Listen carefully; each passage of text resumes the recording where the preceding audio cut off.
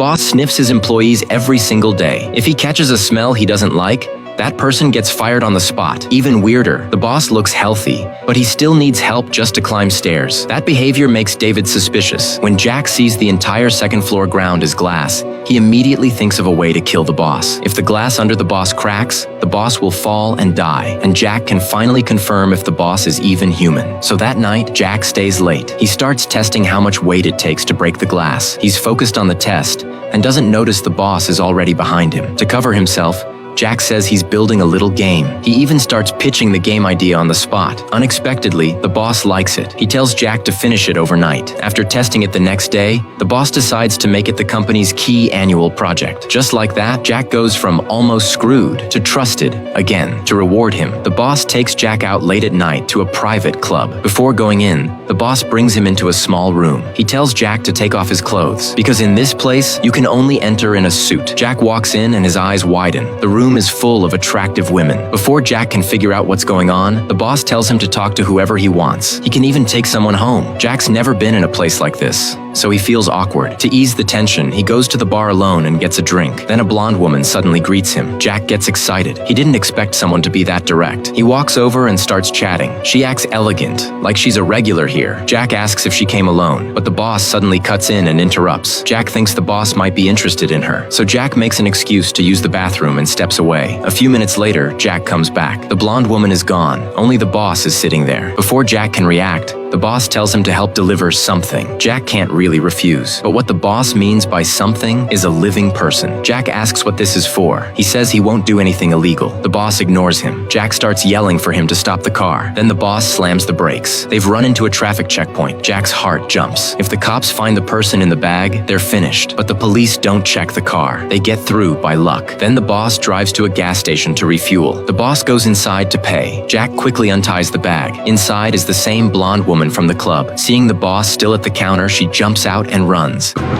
Frank Flores. If you want to know what he's made of, find Frank Flores.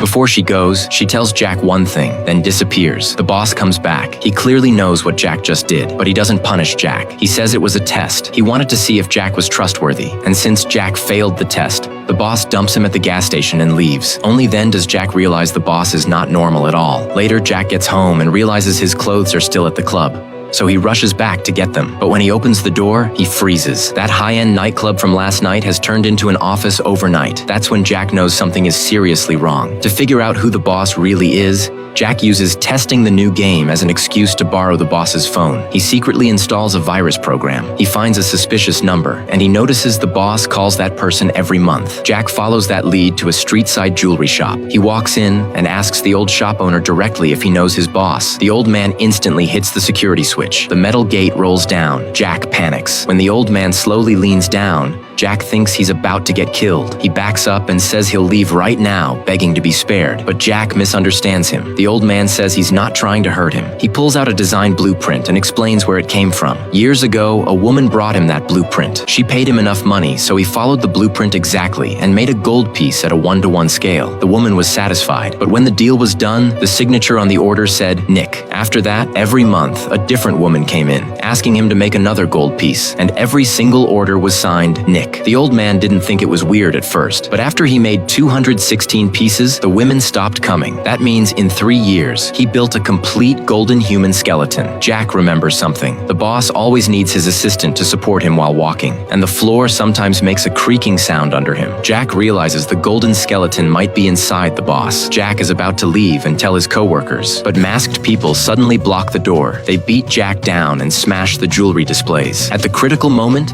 the shop owner pulls a gun and drops them. He tells Jack to run. He suspects those people were sent by Nick to silence Jack. Jack bolts out and rushes straight to the company. He grabs a heavy hammer and storms toward the boss, demanding the truth. The boss won't admit anything, so Jack swings and cracks the tempered glass floor. Cracks spread across it. Jack asks him, "Is your real name Nick?" The boss still refuses. Jack hits the glass again. The cracks widen. The glass floor finally can't hold the weight. The boss drops hard to the first floor. His foot gets cut in the fall. But when Jack runs downstairs, the boss boss is already gone. When police arrive, they don't believe the gold skeleton story. Jack takes the severed toe home. He tests it, and when he cuts it open, he finds it's solid gold, a real golden toe. That's when Jack finally confirms it. But now there's one question left. If the boss is packed with a golden skeleton, how is he still alive?